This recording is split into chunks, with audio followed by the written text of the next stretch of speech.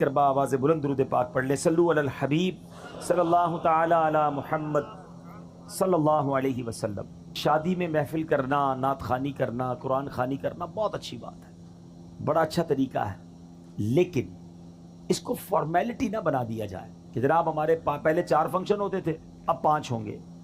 ایک جو ہے وہ نعت خوانی ہو جائے گی جس میں اللہ رسول کی باتیں ہو جائیں گی، باقی سارے وہ کام بھی ہوں گے جو اللہ کو ناراض کرنے والے ہیں. یہ نہیں کرنا چاہیے. آپ ذرا خود سوچیں، شادی نعمت کتنی بڑی ہے. اور بیسیکلی شادی ہے کیا؟ شادی 2 نئے خاندان مل رہے ہیں، ایک نئی زندگی شروع ہو رہی ہے، ایک نئی بنیاد، ایک نئی عمارت بنائی جا رہی ہے. دنیا کا دستور ہے آپ کے علاقے میں کوئی عمارت بنے، سریا کمزور ڈال دیں، سیمنٹ بیکار ڈال دیں، کنکریٹ ڈالیں ہی نہ، بنیاد کمزور کر دیں، پھر عمارت بڑی اچھی بنا لیں، اس پہ پینٹ بھی اچھا کر دیں، کھڑکیاں بھی اچھی لگائیں، ٹائلیں بھی اچھی لگائیں، تو لوگ کیا کہیں گے؟ یہ بے وقوفی کر رہا ہے. پہلے بنیاد مضبوط کرتا، پھر اوپر خرچہ کرتا، اور تھوڑے عرصے بعد وہ عمارت دھڑام سے گر جاتی ہے. ہم نے کئی شادیوں کے بعد گھر برباد ہوتے دیکھے ہیں، ہم نے کئی بچیوں کو واپس گھر آتے دیکھا ہے، ہم نے روزانہ لڑائی جھگڑے ہوتے گھروں میں دیکھے. لوگ آ کر بتاتے ہیں کہ بڑی دھوم دھام سے کروڑوں لاکھوں روپے خرچ کر کے شادی کی، مگر آج بچے اپنے گھر میں خوش نہیں ہیں، اولاد نہیں ہو رہی ہے، بڑی بڑی نا اتفاقی ہے. اپنے دل پر ہاتھ رکھیے. میں آپ سب سے پوچھتا ہوں، افسوس یہ ہے، اتنی بڑی نعمت، اتنی بڑی خوشی، اس خوشی کا اندازہ اس سے پوچھئے کہ جس ماں باپ کے گھر میں بچیاں بیٹھی ہیں اور شادی نہیں ہو رہی ہے، جوان بیٹے ہیں مگر رشتے نہیں مل رہے، جیسے چاہیے ویسا رشتہ نہیں ہو رہا. یہ کتنی بڑی نعمت ہے. ان ماں باپ سے پوچھو، ان لڑکوں، ان بچوں اور بچیوں سے پوچھیں جو تمنا لیے بیٹھے شادی ہو مگر نہیں ہو رہی ہے. اس کا مطلب کیا ہوا کہ جس کی شادی ہو رہی ہے وہ بہت بڑا خوش نصیب ہے. جس گھر میں یہ شادی ہو رہی ہے وہ بڑے خوش نصیب ہے کہ اللہ نے اتنی بڑی نعمت دی. مگر عجب کہانی یہ ہے کہ وہ گھر جس میں سارا سال ڈانس نہیں ہوا تھا، جس میں پوری زندگی میں کبھی ناچ گانے، ڈھول تماشے، جوئے، بے حیائی کے کام نہیں ہوتے تھے، سارے گھر والے نمازی بھی ہوتے تھے، مگر ان کے گھر میں بھی وہ ہو رہا ہے کہ سر شرم سے جھک جاتا. اور ان کو بندہ کہے کہ حضرت یہ کیا ہو رہا ہے، یہ آپ اپنے گھر میں کیا کر رہے ہیں؟ جواب یہ ملتا ہے، کیا کریں، بچوں کی خوشی کے لیے کرنا پڑتا ہے. مجھے بتائیے نا، بچوں کی خوشی کے لیے کیا اللہ کو ناراض کیا جاتا ہے؟ ایک نیا خاندان آپ بنانے جا رہے ہیں اور اس کی بنیاد میں گناہ، حرام، اللہ کی ناراضی ڈالو گے تو کیا پھر آپ ایکسپیکٹ کریں گے؟ کیا ملے گا آپ کو؟ کیا رب کی رحمت نازل ہوگی؟ کیا گھر میں خوشیاں آئیں گی؟ اصل میں ہم پتہ ہے غلطی کیا کر رہے ہیں؟ ہم چند رشتہ دار، چند دوستوں کو راضی کرنے کے لیے اپنا مستقبل برباد کر رہے ہوتے ہیں کہ یار یہ کیا کہیں گے، یہ رسم بھی نہیں کی، یہ والا فنکشن بھی نہیں کیا، اتنے پیسے والے لوگ ہیں پھر بھی یہ کام نہیں کیا. نہیں میرے بیچ اسلامی بھائیوں، پیسہ اللہ نے اس لیے نہیں دیا کہ اسی پیسے سے اللہ کو ناراض کیا جائے. میں ایک صاحب سے ملا، بڑے کمال کی شخصیت ہے، بہت پیسہ اللہ نے دیا ہے.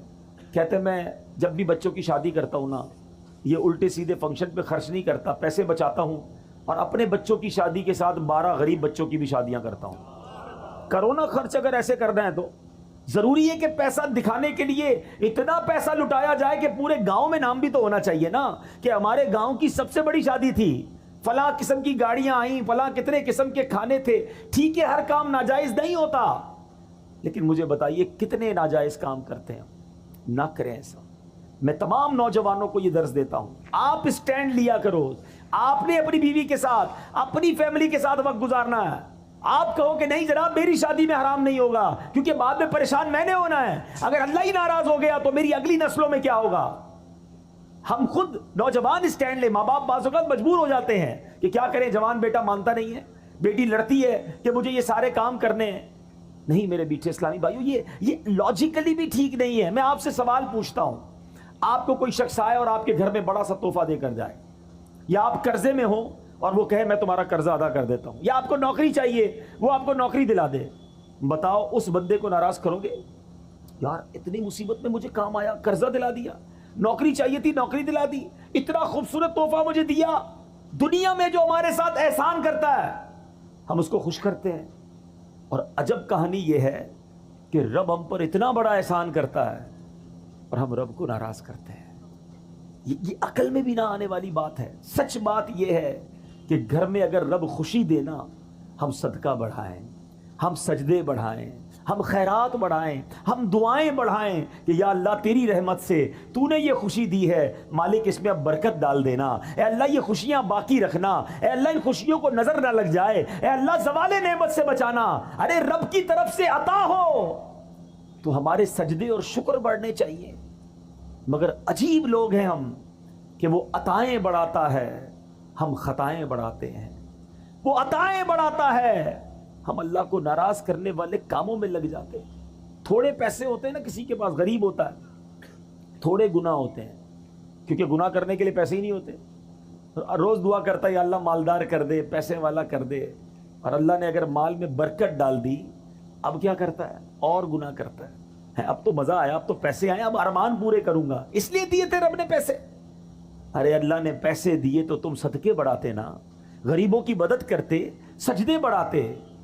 خدا را میرا پہلا درس یہی ہے، جس خاندان میں شادی ہو رہی ہے، میں آپ کا بھائی ہوں، میں آپ کا بھلا چاہتا ہوں، آپ کی آگے کی زندگی میں بھی آپ خوشحال رہے یہ چاہتا ہوں، اور خوشحال وہی رہے گا جس سے رب راضی ہے۔ مجھے جواب دیجئے، خوشیاں دینے والا کون ہے؟ جواب دو نا، کون خوشیاں دینے والا ہے؟ عزت دینے والا کون ہے؟ اولاد دینے والا کون ہے؟ برکت ڈالنے والا کون ہے؟ رزق میں فراوانی کرنے والا کون ہے؟ جب سب دینا اللہ نے ہے اور میں اللہ ہی کو ناراض کر رہا ہوں، کتنی بے وقوفی والی بات ہے۔ جس سے لینا ہے اسے ناراض کر رہے ہیں دوسروں کے لیے کہ ذرا خاندان میں نام بڑا ہو جائے، ذرا گاؤں میں ٹور بن جائے ہماری۔ نہ کیا کرو ایسا، جس سے رب راضی ہے اللہ اس سب کو راضی کر دے گا۔ آپ رب کو راضی کرنے کی فکر کیا کرو، ہمیشہ اپنی ہر خوشی میں بھی رب کو یاد کرو، اللہ کے حبیب کو یاد کرو۔ غم میں بھی ہماری ایک لمٹ ہے، ہماری باؤنڈری ہے، شریعت ہمیں باؤنڈری دیتی ہے۔ بڑا پیارا مذہب ہے ہمارا، خوشی منانے کا بڑا پیارا انداز ہے۔ خوشی منائیے، کس نے منع کیا؟ اچھا کھانا پکائیں، کھلائیں، سب کو کھلائیں، لباس جائز پہنے، اوکے، مگر اس لیے مہنگا لباس پہنوں کہ دوسروں کو غریب دکھاؤں، دوسروں پہ تکبر کروں، یہ اجازت نہیں ہے۔ اسی طرح غم میں آپے سے باہر ہو جاتے ہیں لوگ، اللہ نہ کرے کسی کی میت ہو جائے، ایسا آل فال بکتے ہیں، ایسی باتیں منہ سے نکالتے ہیں کہ بندہ گھر میں میت تھی، بڑا واقعی پرابلم ہے، مگر ایمان چلا گیا یہ تو اس سے بھی بڑا پرابلم ہے نا، ایمان سے بھی ہاتھ دھو بیٹھتے ہیں۔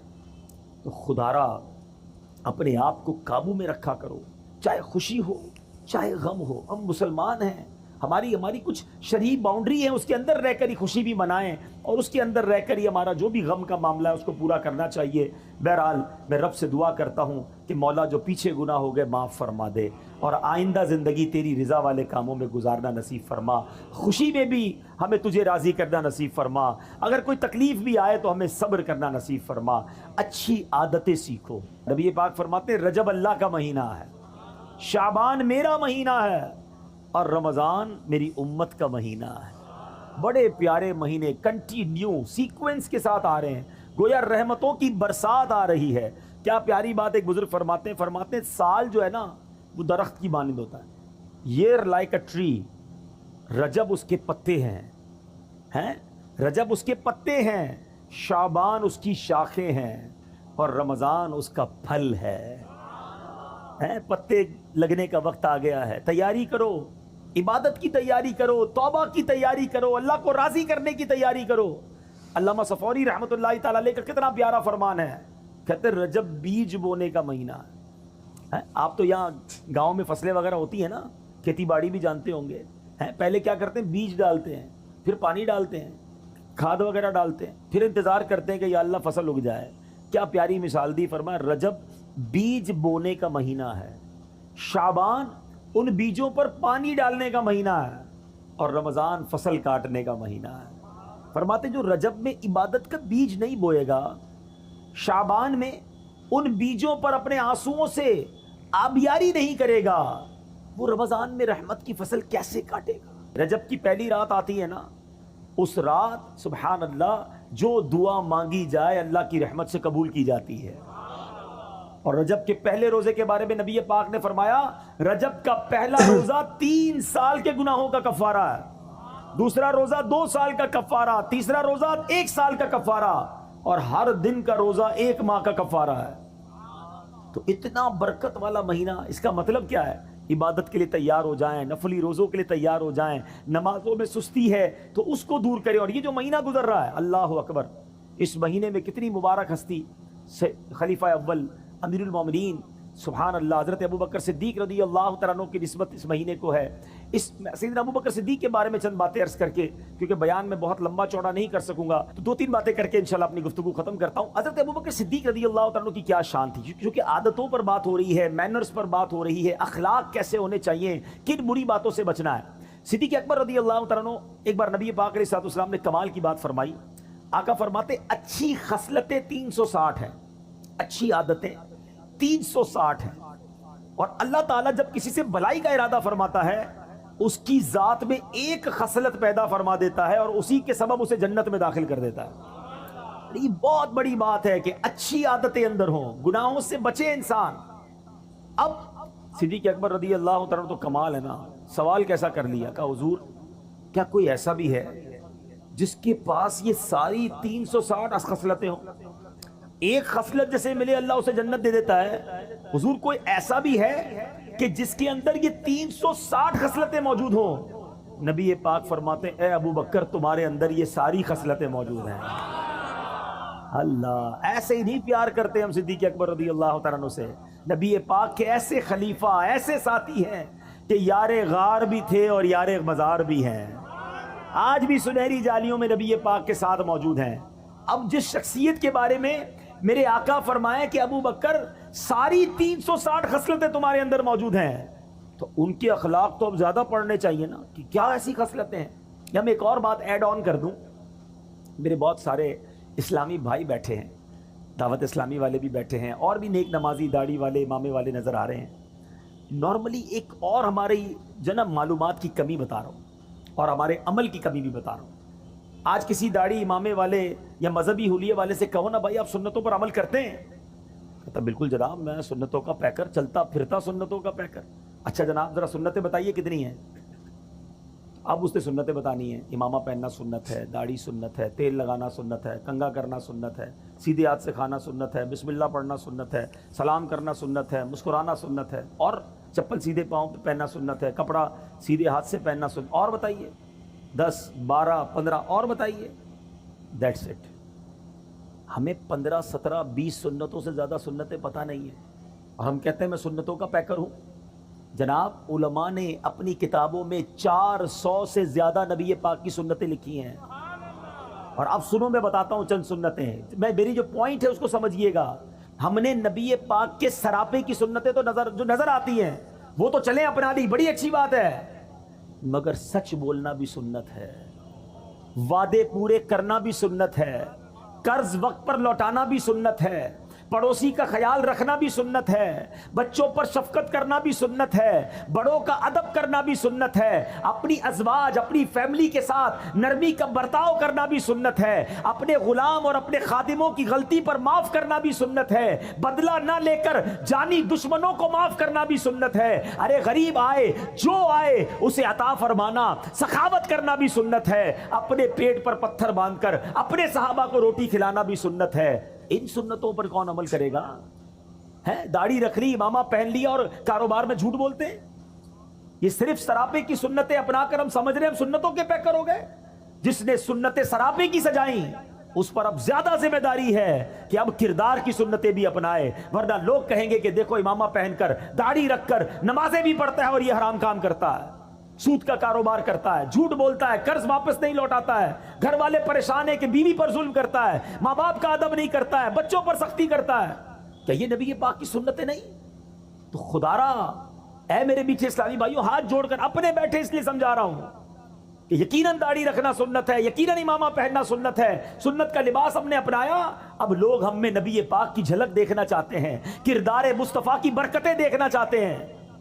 تو سنتیں بہت ساری ہیں, اور کردار کی سنتیں کون اپنائے گا؟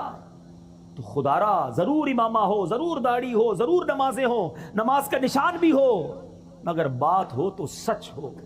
زبان سے انگارے نہ نکلیں, زبان سے تانے نہ نکلیں, زبان سے کانٹے نہ نکلیں کہ جو بات کرے اس کا دل چھلنی ہو جائے. ارے جو آپ سے بات کرے اس کو ایسے پھول ملے کہ دل مہک اٹھے. ہے پیسے دے تو وقت پر واپس ملے اسے, کاروبار کرے تو سچی چیز ملے, اپنا نقصان برداشت کر لینا, کیونکہ اب داڑھی رکھی ہے تو ذمہ داری زیادہ ہے کہ میری وجہ سے کسی اور کو نقصان نہ ہو. آستینے چڑھا کر سنتوں کا لباس پہن کر بات کرنے والے سے کون محبت کرے گا؟ اور میں سچ بتاؤں دل جلتا ہے کہ اس طرح کے کردار کے جس کے اندر کردار کی خامیاں ہوتی ہیں وہ پھر نبی پاک کی سنتوں کے خلاف لوگ بات کرتے ہیں، مذہبی لوگوں کے خلاف بات کرتے ہیں کہ دیکھو مذہبی لوگ ایسے ہوتے ہیں۔ آپ میرے اپنے ہیں اس لیے میں دل کی بات کر رہا ہوں۔ صدیق اکبر کے اس واقعے سے پتا چل رہا ہے کہ نبی پاک نے فرمایا 360 خصلتیں ہیں جو اچھی عادتیں ہیں، کہاں ہیں ہمارے اندر؟ اب آؤ میں بتاتا ہوں صدیق اکبر کے اندر کیسی کیسی عادتیں تھیں۔ آپ زمانہ جہلیت میں بھی، ابھی اسلام کہ نبی پاک نے اعلان نبوت ہی نہیں کیا تھا، اس دور میں بھی کبھی زندگی میں صدیق اکبر نے جھوٹ نہیں بولا۔ صدیق، آپ کا لقب پہلے ہی صدیق مشہور تھا، ہر بات سچ کہتے تھے۔ آپ بھی اگر صدیق بننا چاہتے ہیں نا، سبحان اللہ، وہ مقام صدیقیت تو اور ہے، سچ بولنے والا، سبحان اللہ۔ حدیث پاک سناتا ہوں، نبی پاک علیہ الصلوۃ والسلام فرماتے ہیں کہ بندہ سچ بولتا رہتا ہے، حدیث پاک کا مضمون ہے، سچ بولتا رہتا ہے، سچ بولتا رہتا ہے، یہاں تک کہ اللہ کی بارگاہ میں صدیق لکھ دیا جاتا ہے، ہمیشہ سچ بولنے والا لکھ دیا جاتا ہے۔ اور بندہ جھوٹ بولتا رہتا ہے، جھوٹ بولتا رہتا ہے، جھوٹ بولتا رہتا ہے، یہاں تک کہ اللہ کی بارگاہ میں کذاب لکھ دیا جاتا ہے۔ اس سے بڑا بد نصیب کون ہے جو دنیا میں رہے اور اللہ کی بارگاہ میں کذاب لکھا ہوا ہو؟ بزرگ بیٹھے ہیں، پہلے کے دور میں لوگ کبھی کبھی جھوٹ بولتے تھے، اور اب تو ایسا لگتا ہے کبھی کبھی سچ بولتے ہیں، بات بات پر جھوٹ ہے۔ کدھر رہتے ہو؟ جھوٹ۔ کیا کرتے ہو؟ جھوٹ۔ کچھ اور ہی بتانا ہے نا، کیسے بتاؤں شادی وال میں رہتا ہوں، گاؤں میں رہتا ہوں، او بھائی میں تو فلاں بڑے شہر میں کوٹھی ہے میری تو بڑے بڑے کارخانے ہیں، پتہ چلا لگاتا ٹھیلا ہے بتاتا کارخانے ہیں، اپنے سٹیٹس بتانا ہے نا، میں فلاں پوری دنیا گھوم کر آیا ہوں، گجرات سے باہر نکلا نہیں ہے، لیکن ذرا اپنا روب بھی تو جمانا ہے نا۔ کیوں جھوٹ بولنا ہے؟ کیوں لوگوں کو راضی کرنے کے لیے اللہ کو ناراض کرنا ہے؟ اچھا پھر ایک اور الگ کہانی ہے کہ جناب چٹکلے سنانے کے لیے، لطیفے جس کو کہتے ہیں، ہنسانے کے لیے، کامیڈی کرنے کے لیے جھوٹ بولنا ہے۔ یاد رکھو حدیث پاک کا مضمون ہے کہ جو ہنستے ہنستے گناہ کرے گا قیامت کے دن روتے روتے جہنم میں ڈالا جائے گا۔ تم لوگوں کو راضی کرنے کے لیے جھوٹ بول رہے ہو، لوگوں کو راضی کرنے کے لیے، کامیڈی کرنے کے لیے، لوگوں کو خوش کرنے کے لیے اللہ کو ناراض کر رہے ہو۔ حدیث پاک کا مضمون ہے کہ جو ایک جھوٹ بولتا ہے بندہ، اس کے منہ سے اتنی بدبو نکلتی ہے کہ رحمت کا فرشتہ 1 میل دور چلا جاتا ہے۔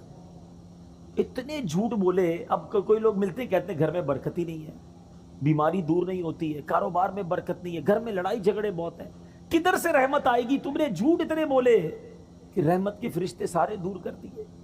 نہیں میرے بیٹے اسلامی بھائی، صدیق اکبر ہمارے سروں کے تاج، ہم ان کے غلام، ذکر تو بڑے شوق سے سنتے ہو، ان کی باتوں پر عمل کب کریں گے؟